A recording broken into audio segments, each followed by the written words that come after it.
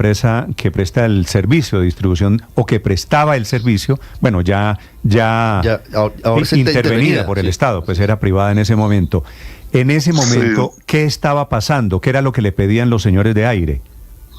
Fíjese que fue en junio, o sea, ahí se pusieron en conocimiento, yo creo que son de Interaseo, ¿sí? Interaseo puso en conocimiento de la superintendencia que tenían... De Interaseo no, porque estaba la representante de Aire. No, claro. Es que es Tatiana Calderón. Era la representante de Aire. De Aire, sí. Bueno, pues si es de Aire, entonces no recuerdo qué estaba planteando, pero Interaseo se había puesto en conocimiento de la superintendencia que Aire no les estaba devolviendo los recursos que recaudaban por el servicio de aseo en la misma factura de energía. Y pues solicitaron a la superintendencia, habían manifestado los de Interaseo que no podían pagarle a los recicladores, que estaba en riesgo el servicio. Entonces, pues obviamente, pues la superintendencia busca mediante el diálogo, yo soy una persona de diálogo y concertación, pues llamarlos para que arreglen ese problema y no pongan en riesgo el servicio público, pero no es un interés en particular con una u otra, porque yo a todos los recibo. Sí, es casual que muy pocos días después de esa reunión usted o la superintendencia haya citado a Aire y a Interaseo para que se reúnan y diriman el conflicto que existe.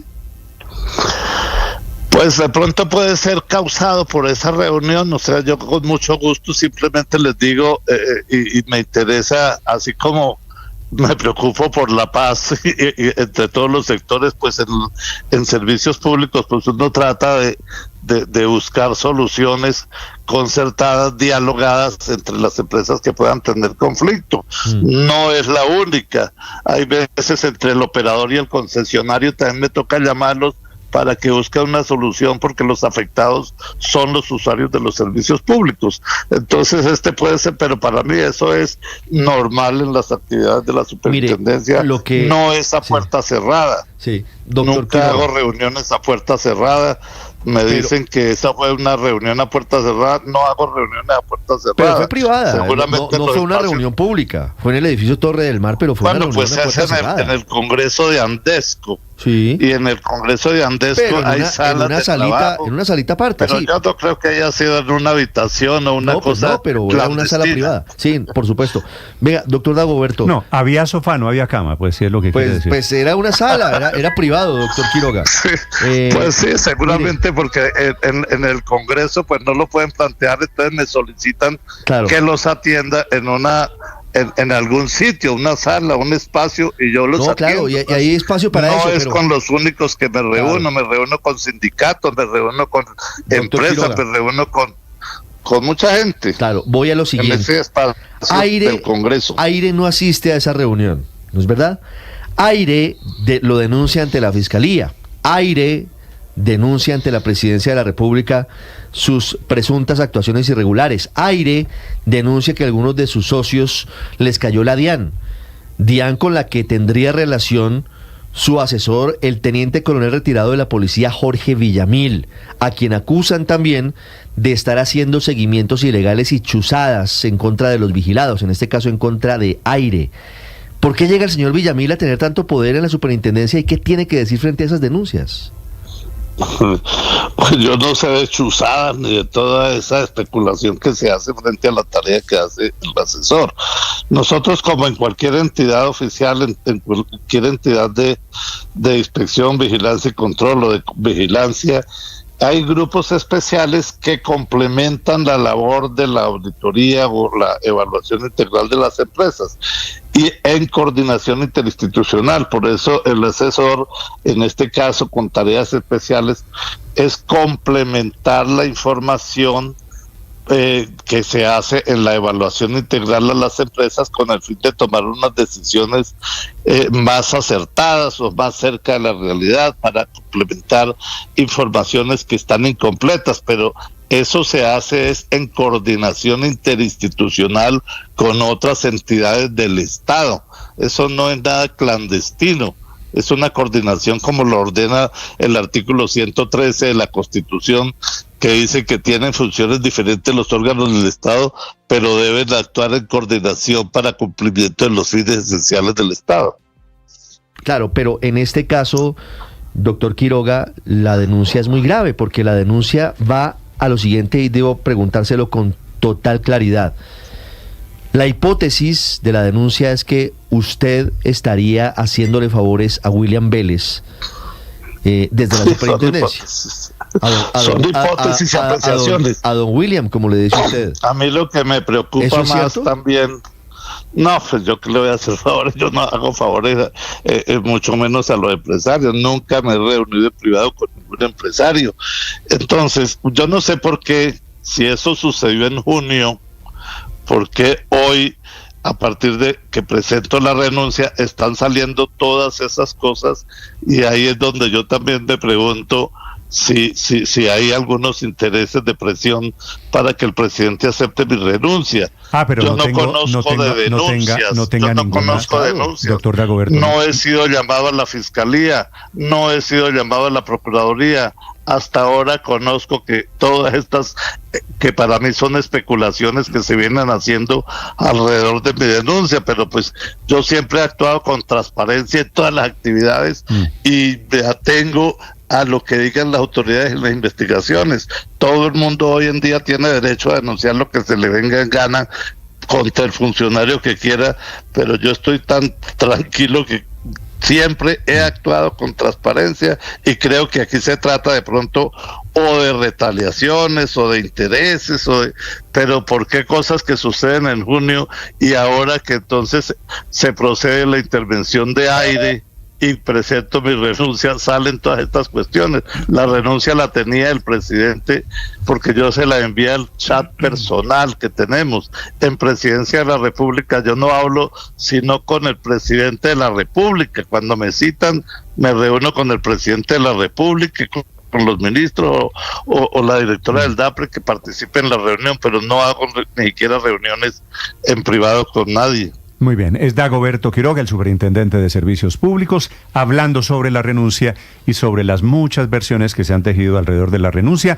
Le iba a decir, doctor Dagoberto, no tenga ninguna duda, claro que hay intereses, claro que hay conspiración, claro que hay filtración de documentos. Muchas cosas aquí de por medio. Y claro, y me parece que también métalo en su ecuación, hay un poquito de fuego amigo en todo lo que está pasando. Y sobre eso yo quiero preguntarle, doctor Quiroga, permítame, Néstor, antes de despedirlo, porque también hay, y quisiera preguntarle si esto es cierto, un trasfondo que tiene que ver con las diferencias que usted tiene frente, no sé si el presidente Petro, pero sí funcionarios muy poderosos del gobierno del presidente Petro en torno a la manera en la que se hizo la intervención de la empresa Aire. Algunos mucho más benévolos. Usted quería ser un poco más duro, al final ganó la intervención menos fuerte, porque no es una intervención con fines de liquidación, sino es una intervención con fines de administración. ¿Eso también tuvo que ver con su renuncia? No, mire, yo con el presidente tengo muy buenas relaciones, pues nos conocemos desde hace mucho tiempo y siempre hablamos sincera y francamente. Con él casi que decidimos las cuestiones cuando hay dudas, cuando hay inquietudes, o él me llama o yo lo llamo y hablamos tranquilamente. No hablo con más funcionarios de la Presidencia de la República, pero no dudo que de pronto pueden haber muchos intereses que están presionando para que el presidente acepte la renuncia, y si lo acepta, pues él tendrá las razones y de pronto evitar todos estos comentarios que están saliendo en este momento, pero yo creo que todos son especulaciones porque no podrán probar ni evidenciar ningún acto que esté ausente de la transparencia que siempre ha ejercido. Creo, por otro lado, doctor Dagoberto, que usted está comprobando en carne propia que cuando uno renuncia y no es irrevocable, se arriesga a que se la acepten, ¿no? Sí, pues yo, ese es el riesgo que corro, y obviamente, pues a mí me gustaría irme a vivir sabroso unos días, a descansar un poco, porque han sido 2 años duros, muy duros, corridos, no he pedido vacaciones, incluso había pedido las vacaciones, me tocó suspenderlas a raíz del problema con aire. pero pues la responsabilidad me obliga a estar donde tengo que estar, cuando tenga que estar, y si el presidente considera que debo irme a descansar, pues me voy a descansar muy tranquilo y seguiré apoyando al presidente en todo lo que sea necesario. A vivir sabroso, que me parece un buen a vivir sabroso. Sí. Gracias, doctor Quiroga, muy amable. Bueno, Néstor, muchas gracias. Es el dimitente, todavía no le aceptan la renuncia, superintendente de servicios públicos. Yo le puedo anticipar que se la van a aceptar. Altamente probable que el presidente Petro le acepte la renuncia por todos estos ruidos.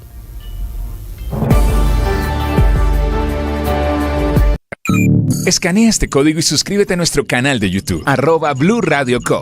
Y disfruta y participa de la programación de Blue Radio. Blue Radio, le ponemos cara a la radio. Blue Radio, la alternativa.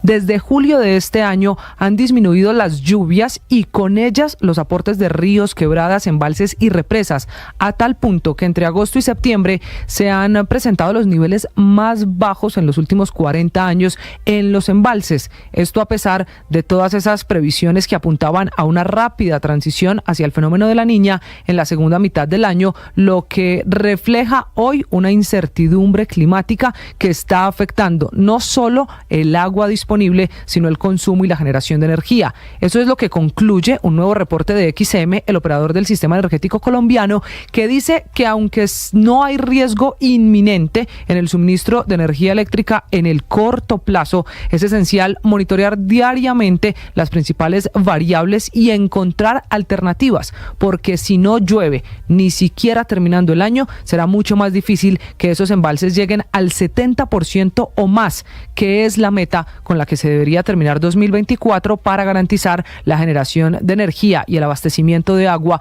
empezando 2025.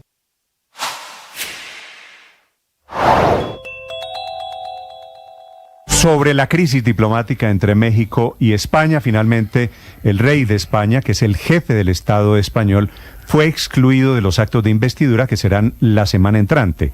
Él, que no quiso reconocer los agravios de la época de la conquista. Lo cierto es que el rey tampoco tiene margen de maniobra para realizar ese tipo de acciones, o en realidad cualquier tipo de acciones.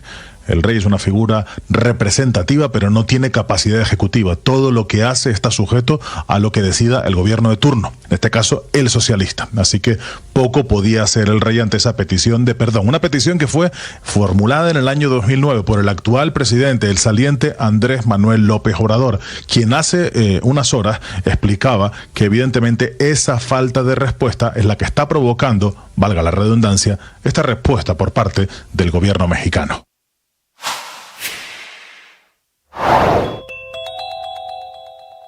Funcionarios de la administración Biden dijeron que un cese al fuego de 6 semanas daría tiempo suficiente para que la guerra entre Israel y Hezbollah finalizara, y aseguraron que las partes podrían llegar a respaldar este cese al fuego. Esta vez Biden se muestra más optimista y destaca los países que respaldan esta propuesta. Sacamos un comunicado para un cese al fuego de 21 días en la frontera entre Israel y el Líbano. Pudimos generar un respaldo significativo de Europa, así como también de las naciones árabes.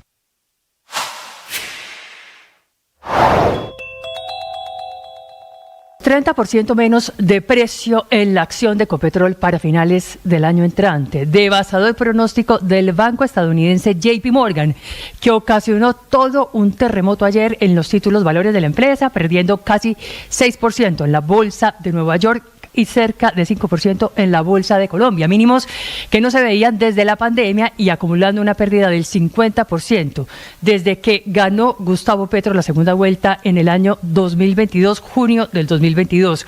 Una reacción del mercado durísima ante el también durísimo informe de JP Morgan, el mayor accionista minoritario de Ecopetrol, con casi el 3% del total de las acciones, muy por encima de fondos como Porvenir, Protección, Colfondos o Scandia, o de cualquiera de los otros 230.000. 8 de la mañana, 18 minutos. Está terminando la última reunión de la delegación colombiana del gobierno que está en Nueva York, que fueron a la Asamblea de Naciones Unidas. Obviamente, colateralmente hay muchos encuentros. Están en el consulado colombiano en este momento varios ministros reunidos con la gente del BID. Allí en Nueva York, en Manhattan, a esta hora, Caterina Ávila.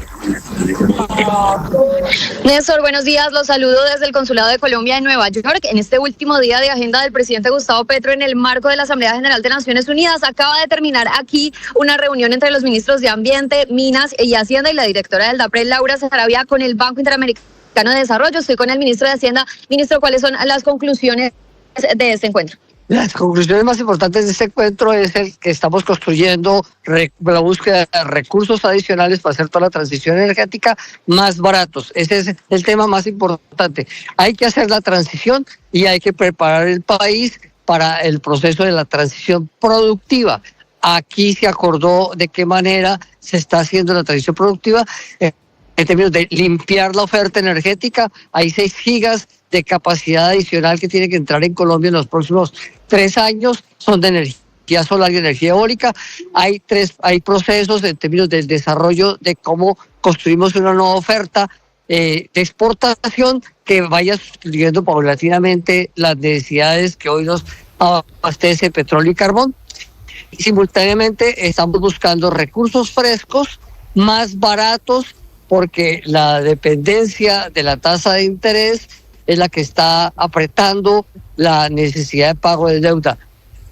Hoy, este año que estamos pagando 95 billones de pesos en deuda, en intereses estamos pagando 47 billones. Néstor, lo escucha el ministro de Hacienda.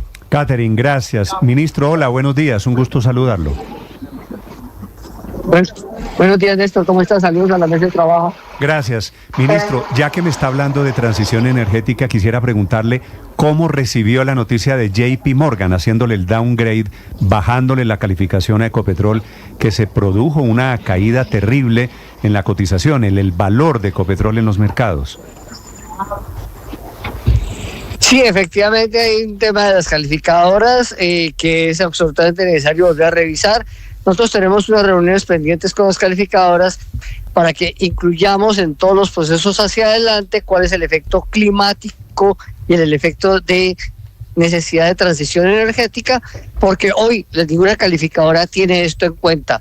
Entonces, cualquier proyecto que hoy es validado es solamente que continúa la tradición, pero cualquier proyecto que incluya temas nuevos es descalificado. Sí, eso quiere decir, ministro, revisar, van a pedir una segunda opinión, una segunda calificación, a ver si mejoran la nota. No, ayer hubo una reunión de, entre otras cosas, aquí mismo en Nueva York, en donde las calificadoras estuvieron y quedaron planteadas las inquietudes de los criterios que hoy se utilizan para calificar, no necesariamente son los criterios que hay que seguir utilizando. Entonces, ¿cómo se incorporan elementos nuevos para revisar los temas de transición energética? ¿Y ese criterio que usted quisiera que se incluyera es el tema ambiental? Es el tema ambiental. En realidad, hoy las calificadoras, lo único que les interesa a las calificadoras es que los países estén cumpliendo con sus compromisos de deuda, pero no que hay necesidad de tener recursos adicionales para enfrentar los temas climáticos y los desastres ambientales. Colombia está hoy sintiendo ese efecto.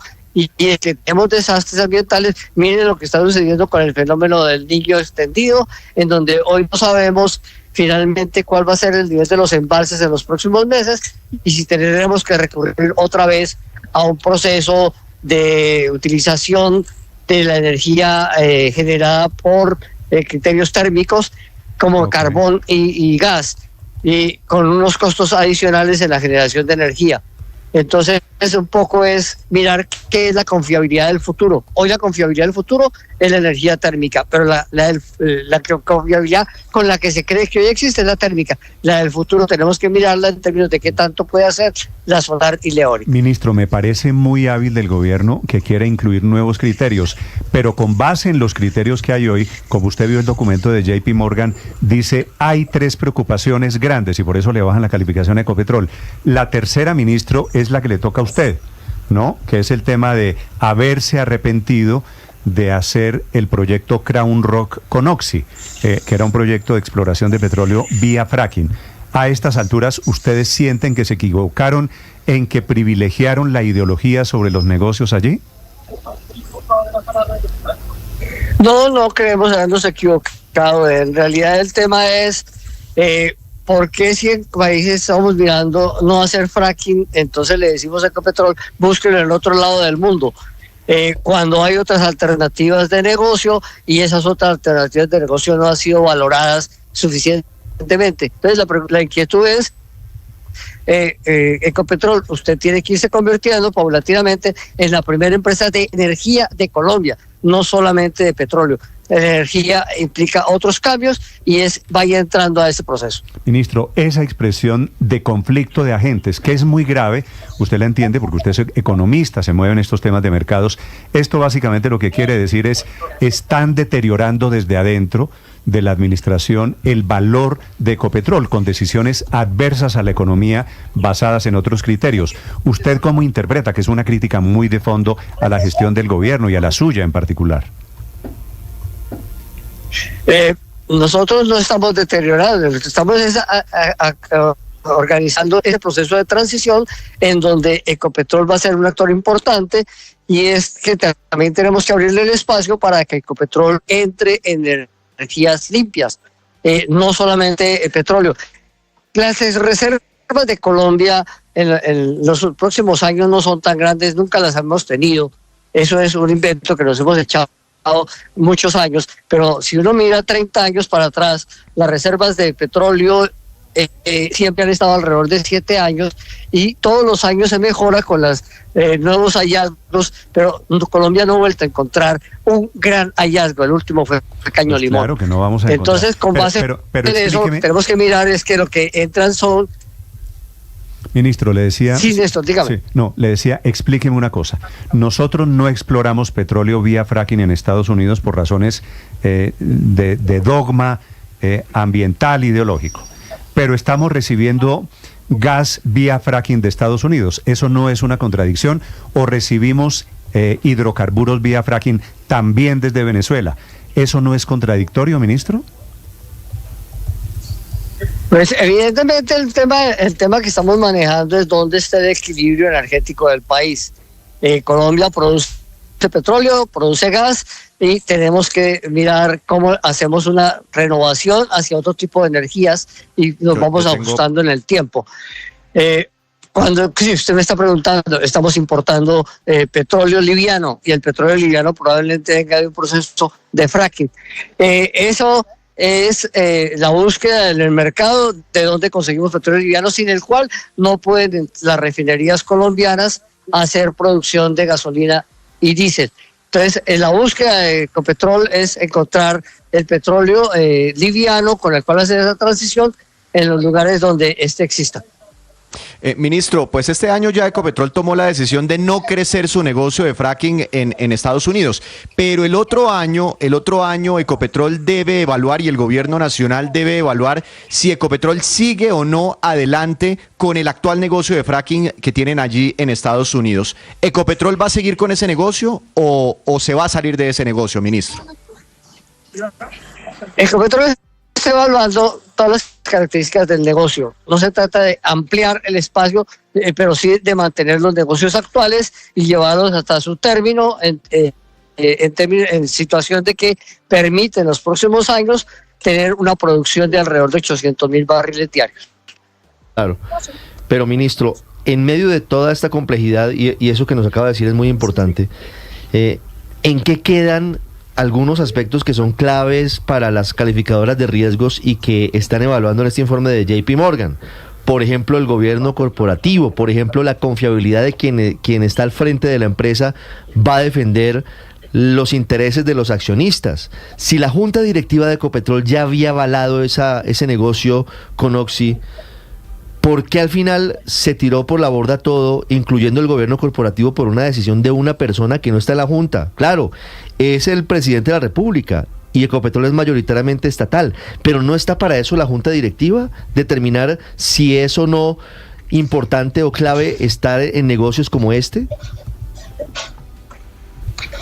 El gobierno corporativo tiene varios miembros de junta. Esos miembros de junta toman decisiones mayoritarias. En este momento hay unas decisiones mayoritarias y esos miembros van a seguir adelante con el proceso corporativo de tomar decisiones. El Ecopetrol no ha parado la exploración, como se está diciendo. Ecopetrol lo que está insistiendo es en que aquellos contratos de exploración que ya existen sigan adelante y lo hagan efectivamente, porque lo que se encontró cuando empezó este gobierno es que había 40 contratos de exploración que no estaban haciendo nada. Sí, pero, ministro, una de las paradojas, eso que usted está diciendo es cierto, pero hoy Ecopetrol está en el fracking, entre otras cosas, está en el fracking en Estados Unidos, ¿verdad? En el bloque ese Permian que queda en Texas. Sí, ese negocio está ahí y tiene compromisos futuros hacia que hay que seguir cumpliendo. La discusión es si ampliaba el negocio del fracking o se mantiene en lo que hoy tiene. Hoy se está cumpliendo los compromisos existentes. Por eso, Ministro, pero es que al final se van a salir, se sale Ecopetrol del negocio del fracking nuevo, pero se queda Ecopetrol en el negocio del fracking viejo. Se queda Ecopetrol cumpliendo los compromisos que tiene. No se está rompiendo ningún compromiso. Ministro, al final, money talks, como dicen los gringos, el dinero habla, y la acción de Ecopetrol ya ha caído 50% en estos 2 años, va a caer otro 30% más, según JP Morgan. Los recaudos tributarios de la DIAN cayeron 30% en agosto. La inversión extranjera directa cayó 22% en agosto, según el Banco de la República. Es decir, no le dice a usted nada a toda esta fuga de capitales del país y de las empresas del país como Ecopetrol, ministro. Yo creo que eso de hablar de fuga de capitales es una versión que no es cierta. La inversión extranjera por fuera de petróleo ha venido creciendo. El tema de la pérdida del valor de Ecopetrol es un tema que, si usted lo mira, Ecopetrol vendió la acción hace, no me acuerdo si 15 años, en más de 5.000 pesos, pero de hace como 10 la acción está en los 2.500. Y estamos alrededor de los mismos 2.500. No, ministro, hoy la acción no está en 2.500. Víctor, ¿le cuenta al ministro en cuánto está la acción de Ecopetrol hoy, por favor? Apertura de mercados 1.840 pesos. Ministro, hace 2 años estaba al doble de precio, 3.600 más o menos. La caída ha sido muy fuerte y pues por eso la advertencia de JP Morgan y por eso pues estas preguntas que le estamos haciendo. Ministro, le hago sí, una... Señor. La caída ahí es... una cosa es tener el petróleo a $100 el barril y otra cosa tenerlo a 78. No, y una cosa es tener un gobierno que se apoye en la industria de hidrocarburos y otra cosa es tener un gobierno que detesta los hidrocarburos, pues para ser sincero, ministro, ¿no? Detestar los hidrocarburos no quiere decir que no sigamos dependiendo de ellos para las exportaciones y que Ecopetrol sigue produciéndolos alrededor de 800.000 barriles diarios. Ministro, le quería hacer la última pregunta, le agradezco estos minutos. De todo esto, pues porque es una calificadora de riesgo, es el banco más grande en Estados Unidos, ¿el gobierno va a cambiar algo o va a esperar que los profesores, que los calificadores del riesgo cambien el criterio simplemente? El gobierno está interesado en seguir adelante la agenda de la transición energética. Dentro de ellas, Ecopetrol es importante. Ecopetrol sigue honrando los compromisos que tiene y lo que le está pidiendo hoy el gobierno a Ecopetrol es entre en las nuevas energías. ¿Usted ve posibilidades, ministro, de que el Congreso en esta turbulencia apruebe una nueva reforma tributaria? La ley de financiamiento está radicada en el Congreso, forma parte del presupuesto. Lo que esperamos es que el Congreso le dé trámite y la revise con toda la con toda la situación que hoy existe, en términos de que ese proyecto tiene 3 grandes componentes. Primero, un componente de estímulos a la reactivación económica, que es grande y que es absolutamente necesario. Segundo, la búsqueda de unos recursos adicionales que no están grabando al colombiano de clase media ni clase baja, porque lo que estamos grabando son los juegos de azar y los combustibles fósiles. Eso es lo que hay ahí. Y el tercero es un proceso de actualización de la regla fiscal del año 26 al 25. Esos 3 temas son importantes que el Congreso los conozca, los tramite y nos dé también alternativas. Ministro, si hipotéticamente, y me parece que es probable, el Congreso no aprueba esa ley de financiamiento, ¿qué hace usted con el presupuesto para el año entrante si no tiene la suficiente financiación? El presupuesto tal como quedó planteado sale por decreto con un umbral de 523 y el 2 de enero tendremos que hacer un balance de saber qué quedó financiado y qué no quedó financiado. Eso quiere decir, esperamos que el Congreso apruebe o no la reforma tributaria para comenzar a recortar.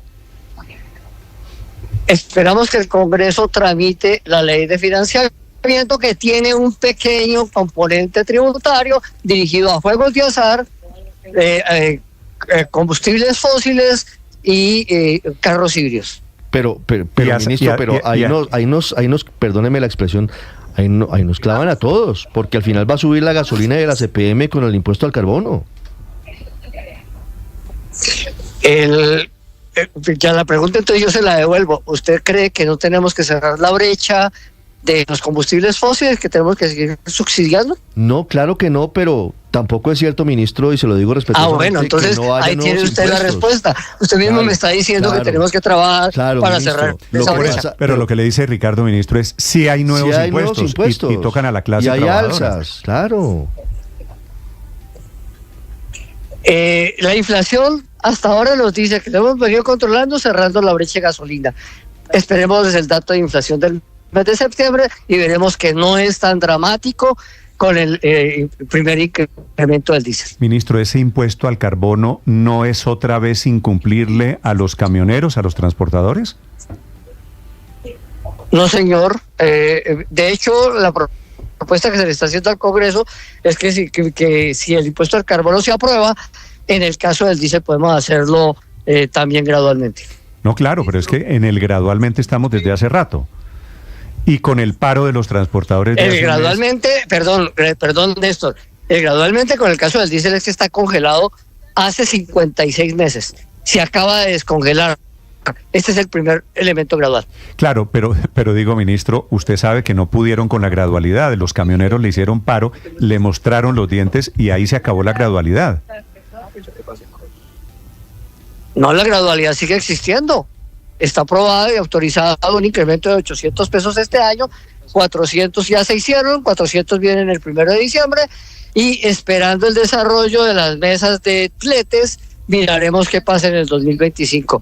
Pero en algún momento hay que cerrar esa brecha. Y ustedes mismos son conscientes de que no podemos mantener el subsidio. Entonces yo les pediría más bien que hiciéramos campaña por cerrar las brechas de subsidio y no de que entonces todo el mundo haga una huelga y no hagamos la transición. Pero quiero contarle aquí entre nos, ministro, yo estoy con usted, lo apoyé públicamente en medio del paro de camioneros, pero fueron ustedes los que se asustaron con los bloqueos y revirtieron todo el tema de los aumentos graduales. No nos asustamos con el paro. De hecho, hicimos una negociación inédita, pública, transparente, abierta. Había 100 personas en sala, 1,000 conectadas en internet, 4,000 en redes sociales. Y todo con ellos fueron 3 días de conversaciones completas, en el cual antes de firmar ya los bloqueos se habían empezado a levantar porque todo el mundo sabía cuál era el acuerdo. Aquí no hubo nada por debajo de la mesa. No, eso yo lo sé. Es el ministro de Hacienda, Ricardo Bonilla, que se encuentra en Nueva York esta mañana terminando reunión con los bancos, con la banca multilateral. Quiero agradecerle, ministro, sé que está muy embolatado, ha sido usted muy gentil por regalarnos estos minutos. Ministro, que no tenemos que ir. Gracias, Néstor, que esté muy bien. Buen día. Que nos muy tenemos que ir. Sí, no, pues es que lo están metiendo. Pero no lo regañen, hombre, tampoco. Lo están metiendo al avión allá, está terminando la reunión, pero es muy amable el ministro de Hacienda intentando conciliar. Le tocó bailar con la más fea, Víctor, en esta fiesta de turbulencia. Además, hay un tema un poquito técnico, pero el ministro está allá en Estados Unidos intentando de que cuando vaya a hacer nuevos procesos de endeudamiento le cobren menos tasas de interés. Pero eso no es así tan sencillo como, venga, no me cobre el 12, cóbreme el 11. No, porque al final la tasa de interés muestra el sentimiento de percepción, el riesgo que tienen, esa percepción de riesgo que tienen los mercados hacia Colombia por cosas que están ocurriendo, Víctor, en Colombia. Esas incertidumbres políticas, cuando el gobierno se ha reunido con la gente del Fondo Monetario, con la gente del Banco Mundial, que es la reunión que acaba de terminar, dicen, es que Colombia ya tiene tasas preferenciales. Los créditos de pandemia fueron firmados al 1%. ¿Qué crédito hay más barato que el 1%? Pues obviamente nada. Claro, entonces dice que van a gastar 40 billones de pesos en el pago del servicio de la deuda y habla de la petición que hacen a las calificadoras para que incluyan los impuestos verdes que incluyan la transición energética dentro de los indicadores y las variables para calificar a Colombia. Pues, pero lo que yo voy, Ricardo, es que ¿cuándo va a pasar? Ese tema de vamos a pedir a Aurelio que cambien el criterio es como el alumno que se raja. Y yo me rajé. Ya hagan otras preguntas. Y uno va y le dice al profesor, venga, no, profe, pero es que no me calificó ortografía. Y me decía, Morales, es que el examen era de matemáticas. No, entonces, la ortografía no vale. No me hizo las preguntas que me sé. Exactamente. El ministro eso con de el Hacienda, Fondo Monetario. el ministro de Hacienda, y yo lo respeto y lo aprecio mucho, Aurelio, pero no es el ministro de Medio Ambiente, que dedicado a los temas energéticos, a los temas verdes, diciéndole a las calificadoras... Están buscando alguna gabela, Néstor, y es comprensible. Lo que pasa es que el manejo pero no les fue bien. Es absolutamente indefensable. Y las tasas de interés suben, usted lo sabe muy bien, por lo que está ocurriendo con Ecopetrol, por no aprobar el presupuesto de la forma como se aprobó, por todas esas incertidumbres, cambios. Entonces, eso se ve reflejado en la tasa de interés, y cuando vamos a pedir un préstamo, pues ahí está la tasa de interés más alta. Estamos pagando en títulos del Tesoro entre 10 y 11%, y estamos pagando en bonos de deuda soberana en dólares también el 10%. Y eso el Fondo Monetario no lo arregla con una reunión con Petro, eso se arregla de otras maneras. Pero le voy a dar un datico, Néstor, a raíz de lo de la acción de Ecopetrol. Señor. En 1.400 pesos en el año 2007, así salió, ¿no? Sí. Si usted me trae esos 1.400 pesos a pesos de 2024, sí, adivina cómo debería estar la acción. Como a 2.000 y pico, me imagino. 3.178 pesos. Pues claro, no, es una pérdida de valor real inmensa. Entonces, sí, es una pérdida de valor de mercado enorme. Es que usted tiene razón, Aurelio. Yo dije que estaba en lo mismo en lo que estaba hace 15 años. No, está muchísimo más baja, en la mitad de lo que debería estar. Entonces pasan dos cosas. Felipe Bayón dice aquí que el informe de JP Morgan compara Ecopetrol con sus similares y muestra la pérdida de valor que ha tenido en circunstancias similares.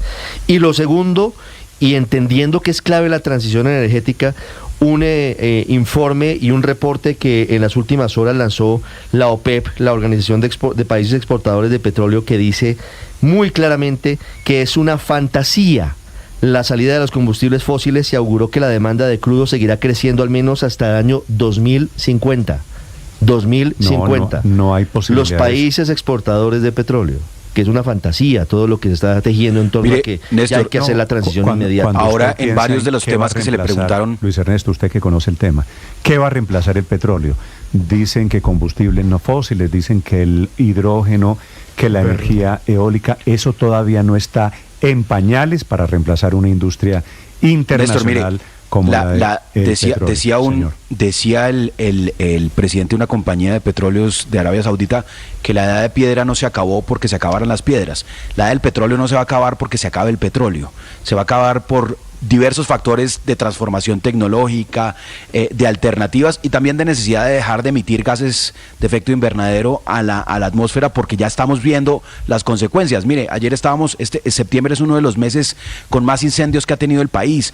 Hablábamos hace unos días de la sensación térmica de 50 grados en Santa Marta. Estamos en Bogotá en pleno racionamiento. Entonces, lo que no podemos hacer es hablar de la utilidad de las empresas desconectado de una realidad, y es que efectivamente la industria de petróleos y la industria de las minerales fósiles pues tiene que transformarse, y es importante que haya ese liderazgo en esa transformación, y eso tiene obviamente unos efectos de corto plazo en las utilidades de las empresas, y tomar una decisión frente a si invertir en negocios éticamente compatibles con la humanidad o no. Creo que es un debate legítimo y válido, más allá también y complementario con el debate de cuánta plata ganamos o cuánta plata perdemos. Pero Néstor, eso es lo que intenta. Estoy totalmente de acuerdo con usted. Claro que hay que meter el componente del cambio climático, y claro que hay que modificar el sistema de calificación. Pero de momento esa es la calificación que tenemos. De momento vivimos del petróleo. De momento necesitamos la plata del petróleo. Si usted quiere opinar, la cuenta es de Radio Cómico. Pero es que hay varias discusiones, Néstor. A ver, esta discusión comienza es por cuánto vale Ecopetrol, porque pues el precio de acciones en bolsa bajó, y lo que dijo JP Morgan es que tenía que bajar porque estimaba que iba a reducirse 30%, y dio unas razones, algunas coyunturales y otras menos coyunturales. Pero ¿cuánto vale? Y es respire, Héctor, porque está agitado. Pegó un pique que lo tiene. Estado físico lamentable. Pegué un pique. No, pero le quería decir, Néstor, entonces, ¿cuánto vale Ecopetrol? ¿Cuánto vale Ecopetrol? Esa es la verdadera pregunta y eso es lo que estamos discutiendo. Hasta ahí y lo que yo le estoy diciendo es que cada vez va a valer menos porque es un negocio que se va a acabar en relativamente poco tiempo. Y ahí empieza la discusión. Es que creen que en el 2050 no. Bueno, póngale el 2060. Nadie sabe en realidad porque todos los estudios pues no son capaces de prever cuáles son los avances científicos y tecnológicos para generar energías de distinta manera que no sea a través de combustibles fósiles. Entonces, pero lo cierto es que el mundo está intentando que ese negocio se acabe y que entre más se acabe, entre más rápido se acabe, mejor. Y una empresa en ese contexto pues cada vez tiene que valer menos, porque si todo el mundo está dedicado pensando exclusivamente a que ese negocio se acabe. Déjeme hacerle la siguiente pregunta. ¿Hay algún país del mundo que no esté en el tema de transición energética? Todos, ¿verdad? Todos. No, señor, todos. Por eso este negocio se va a acabar. Por eso. Claro. ¿Hay algún país que teniendo petróleo esté destruyendo su industria petrolera? Ninguno, solo Colombia. Solo Colombia. Sí. Entonces vea que son preguntitas que van a acompañar. Primero, los recursos pero es que son dos temas distintos. Se necesitan para la transición. Por supuesto necesitamos una empresa robusta a la que le crean en los mercados internacionales para poder incursionar en otros negocios y en otras energías. Si no, pues es débil y nadie le va a invertir, primero. Y segundo, no se ha encontrado el combustible que en términos de precio, logística, efectividad, reemplace al petróleo todavía. Entonces, es tan sencillo que por eso hay especulación con respecto a cuántos años más va a seguir creciendo la demanda de petróleo, porque todavía no existe el reemplazo. Entonces, si no existe el reemplazo, ¿por qué vamos a marchitar la vaca lechera del Estado colombiano, que es la empresa Ecopetrol? María Consuelo me dice a propósito, y tiene razón un oyente que sabe de estos temas, me dice que el tema del cambio climático no se arregla saliendo del petróleo. Es decir, no es solamente extinguiendo, aniquilando la industria de hidrocarburos, vamos a arreglar el tema del medio ambiente. Y ya que trae María Consuelo la palabra vaca lechera, pues es que precisamente una vaca contamina tanto como 76 barriles de petróleo. Mire, aquí estamos en una gran hipocresía nacional por lo demás e internacional si quiere. Cuando el presidente Gustavo Petro deje de comer carne, cuando empiece una gran cruzada nacional para que todos dejemos de tomar leche, entonces uno dice, bueno, hombre, Paola, es que realmente le preocupa el cambio climático. Es que la huella de carbono de una vaca es muy superior a la de un barril de crudo. Paola, eso es difícil de explicar, pero métale, por ejemplo, hablando del agua, Ricardo, que usted conoce bien, el tema de los cultivos de arroz, de cuánta agua consumen, por ejemplo, de cómo se quiebran recursos hídricos por cuenta del arroz. Hay contaminación. Así que para evitar contaminación full, no volvemos a comer carne, no volvemos a utilizar combustibles, no volvemos a comer arroz. Es, digamos, un mundo cierto de utopías, pero para eso se necesita un trabajo un poquito diferente. Simplificar esto 8:47, no es muy responsable, porque lo responsable en el corto plazo, que es producir petróleo para producir ingresos, pues es muy responsable en el largo plazo. Y dedicarse solo a largo plazo, pues perjudica. Por eso el mundo está dividido en tanto extremismo. Por eso Trump dice, drill, baby, drill, y es la gran promesa para seguir explotando petróleo sin ninguna consideración al tema de cambio climático, y lo que muestra Naciones Unidas es que el cumplimiento de las metas de cambio climático no son malas, sino malísimas. Y el tema de la destrucción de la industria, pues hay que guardar mesuras. Están produciendo 800,000 barriles. Si en 2 años bajaran mucho las reservas, pues se va a volver a explorar. Aquí no se está destruyendo la industria. Claro que hay un enfrentamiento entre un gobierno y unos sectores que quieren mayor apoyo, sí. Pero pues en Europa también le están subiendo en algunos países los impuestos a las petroleras. Aquí no se está acabando la industria. Como digo, en 2 años se puede volver a explorar y esto fue simplemente un bache. Entonces no hay que contribuir a generar más pánico con lo de Ecopetrol, porque pues ahí pagamos todos. Cuando llegue otro gobierno, sí es posible que recuperemos la senda. Lo que pasa, Néstor, es que la industria petrolera necesita una actividad permanente de exploración para poder llegar a encontrar petróleo. Y si usted para la operación, pues obviamente el carro va a tardar mucho más tiempo eventualmente en hallar nuevos pozos. Álvaro dice un bache. No es un tema de que usted pare el carro y mañana lo que puede costar siga. mucho. El bache tiene un pero costo. ¿quién dijo, Ricardo, que Ecopetrol no está explorando? Hay más de 60 contratos está viejos. explorando lo que venía Hay de más atrás, de 60 Pero no hay contratos nuevas de licencias. exploración. Los contratos viejos. Pero, ok, entonces seamos precisos y digamos, Ecopetrol está explorando Ecopetrol, muchísimo, entonces no tiene está 60 buscando petróleo. contratos A ver, de exploración, ¿le parece pero que no queda mejor está construida firmando la nuevos frase, contratos. Héctor, Esos son dos cosas no distintas. está buscando más petróleo con contratos nuevos? Sí, no, esa no me parece. Bueno, con contratos nuevos. Sí no le está parece. buscando más petróleo solo, no es solo cierto. lo que viene heredado Con de antes, contratos nuevos porque es decidieron, cierto. ¿Sabe cuántos de ahí años? va una cosita de los cuales la mayoría están parados por múltiples Y ahí va temas. una o sea, cosita en la que es práctica importante. no hay exploración nueva de petróleo. Y podríamos Ni antigua hacer de este petróleo. otro titular, Néstor. ¿Sabe cuánto tiempo? Podríamos hacer este otro titular. Desde cuando se explora. A ver, Héctor, dígame esta. Desde el momento en que se explora, no desde que arranca el proceso, desde que se encuentra petróleo, ¿sabe cuánto se demora un pozo en comenzar a producir? Como 6 años. Sí. 7 años, sí, señor. Exacto. Entonces, y nosotros claro, no pero estamos buscando, quiere decir, claro, el problema no es hoy, el problema va a ser a mediano plazo, estamos de acuerdo. Claro, lo vamos a encontrar cuando ya el mundo no lo esté demandando, esperemos, porque ojalá el mundo no demande más petróleo en el año 2060 o 70, yo ya no estaré por acá, pero espero que en algún momento el mundo deje de consumir petróleo. Pero es que yo creo que hay otra cosita que es importante. Nosotros casi siempre hablamos como si Colombia estuviera parada encima de un gran barril de petróleo. Y resulta que Colombia busca y no encuentra tanto como casi siempre pero creemos. Si éramos autosuficientes, pero claro que hay petróleo. Si tienen además, petróleo en Ecuador, si tienen petróleo en Venezuela. Pero además hay una cosa claro que no están mirando. Lo que pasa es que toca buscarlo. Y la confianza en el sector petrolero de Colombia se lleva construyéndose décadas, no un gobierno, muchos, y recuperarla después de estos bandazos que se están dando en cabeza de Ecopetrol, dejando los negocios el día antes sin firma, después de haberlos negociado 1 año y medio, lo que va a generar es una desconfianza inmensa. Que eso es Néstor, lo que reflejan pero los saquemos mercados. de la discusión. Aurelio, solo le doy un dato. Petróleo también señor. tiene en México con una petrolera muy poderosa Pemex. y tiene petróleo Brasil.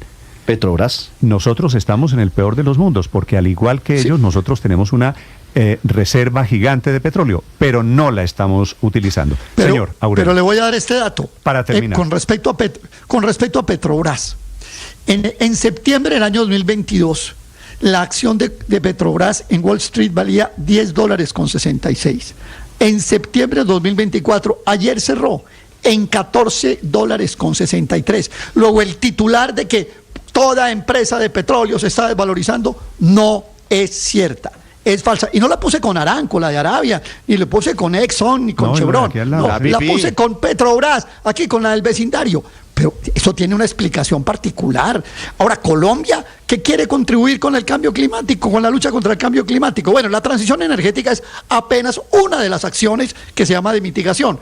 Pero, Néstor, no se nos olvide un detalle. Colombia solo produce el 0,6% de los gases de efecto invernadero del mundo y el 0,29% del CO2. Es que esto realmente a veces pareciera hasta ridícula la discusión.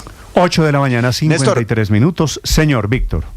No, una cosita muy rápida. Yo creo, y no sé qué sintieron ustedes también, yo siento al ministro de Hacienda, por lo que nos dijo, partidario de que Ecopetrol permanezca el otro año cuando se revisen los contratos de fracking, permanezca con ese negocio. Pero lo que le quería decir es que está abriendo la Bolsa de Valores de Colombia, también están abriendo los mercados en Estados Unidos y efectivamente trancaron de momento por hoy, o por lo menos en estos primeros minutos, las caídas. Se recuperan muy poquito, pero suben en este momento. En Colombia ganan 0,54% las acciones de Ecopetrol, llegan a 1.850 pesos por cada acción, y los títulos en Wall Street están subiendo 0,69% en este momento a $8.82 por cada ADR. Estás escuchando Blue Radio.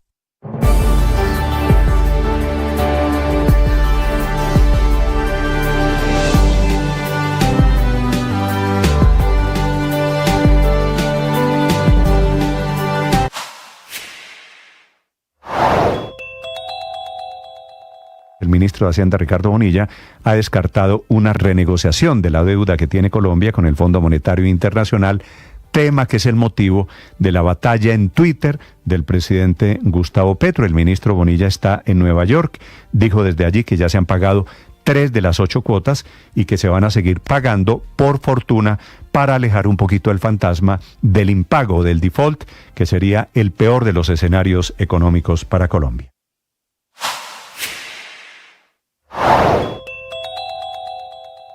El gobierno paga las consecuencias de su política energética con la más grande caída de la acción de Ecopetrol en mercados internacionales y en Colombia, en donde también cotiza en la bolsa de nuestro país la acción de Ecopetrol. Todo producto de la degradación de la calificación que le da JP Morgan, el banco más grande de los Estados Unidos. Es decir, baja la calificación, baja la acción y baja la confianza de Ecopetrol para miles de inversionistas.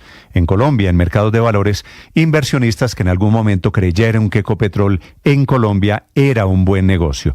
El golpe que le da JP Morgan tiene 4 razones. La principal es lo que técnicamente se llama un conflicto de agente, originado y responsabilidad exclusiva del presidente Petro y del presidente de Ecopetrol. Ambos que por razones ideológicas renunciaron a un buen negocio, la asociación del proyecto con Oxy, proyecto de fracking que era en Estados Unidos, todo por cuenta de la ideología. Es decir, JP Morgan le dice a Roa que no está pensando en las finanzas, en la rentabilidad de Ecopetrol, en el negocio, y es una empresa industrial y comercial del Estado, sino en el rechazo al fracking.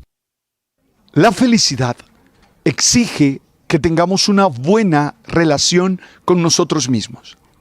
Eso supone que nos conozcamos, que sepamos quiénes somos, cuáles son nuestras habilidades. Esta es Blue, más que radio. 8 de la mañana, 56 minutos. Atención, hay un plantón de padres de familia en el colegio de Fontibón, en donde un niño de apenas 14 años de edad cogió a cuchilladas a la niña cogió a cuchilladas al niño, ¿verdad? Sí, señor, de 14 años, es la persona herida que está luchando por su vida, aunque Néstor, el parte médico es desalentador y por eso la protesta esta mañana de los padres de familia. La víctima es el niño, la agresora es la niña de 14 años que utiliza lo que la policía llama arma blanca. A punta de cuchillo, Cristian Correa desde Fontibón. Hola Néstor, sí, buenos días. Son los padres de familia del Colegio de Villamar el Carmen. Un grupo de ellos está reunido desde muy temprano a las afueras de esta institución educativa, donde se presentó el martes la agresión con arma blanca al menor de 14 años por parte de una compañera de clases. Estamos con una de esas madres de familia. ¿Cómo es su nombre? Andrea del Busto. Andrea, ¿qué le están pidiendo ustedes a las autoridades acá en el colegio y también qué les han dicho las directivas? A las autoridades les exigimos, no es tanto como pedirles, sino exigirle como madre, cabeza de familia, que nos envíen más ayuda de la policía a las horas de las salidas, porque solo hay 2 agentes, solo hay un subintendente encargado de la seguridad de los niños de las instituciones de la localidad y son más de 20 instituciones que hay, entonces pues eso no 2 policías que pueden hacer. Aparte, desde hace más de 2 meses estamos exigiendo que implementen cámaras de seguridad en puntos estratégicos dentro del colegio para que puedan estar vigilados, porque ya sentimos que les quedaron grandes los muchachos acá a las directivas del colegio. Entonces, ustedes dicen que antes ya habían pasado situaciones similares de agresión y de violencia. ¿Cuáles han sido y qué pasó en ese entonces con esos casos? Pues una mamita estaba comentando que a un hijo de ella lo agredieron también hace como 6 meses de la misma forma, no dentro de la institución, pero iban dirigiéndose al CREA, pues en ese momento todavía están en manos de las educativas. Entonces ella no quiso hablar por temor de que le pase algo, pero pues no podemos quedarnos callados, estamos exigiendo eso, que haya cámaras y pues que no se sigan presentando estas cosas, porque es que dentro del colegio cómo van a ingresar armas, sustancias psicoactivas, vapor, hacen lo que se les da la gana y eso sí no es prohibido. Entonces estamos inconformes y tristes con lo que está pasando.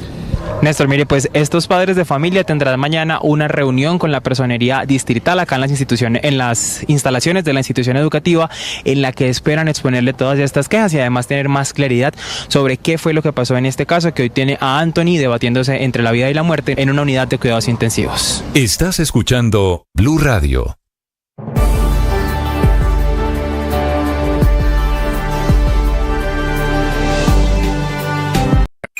Escanea este código y suscríbete a nuestro canal de YouTube, @Blue Radio Co. Y disfruta y participa de la programación de Blue Radio. Blue Radio, le ponemos cara a la radio. Blue Radio, la alternativa.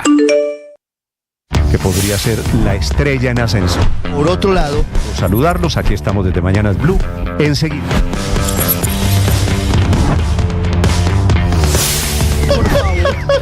Empeorado por la crisis que además tiene hoy el sistema de...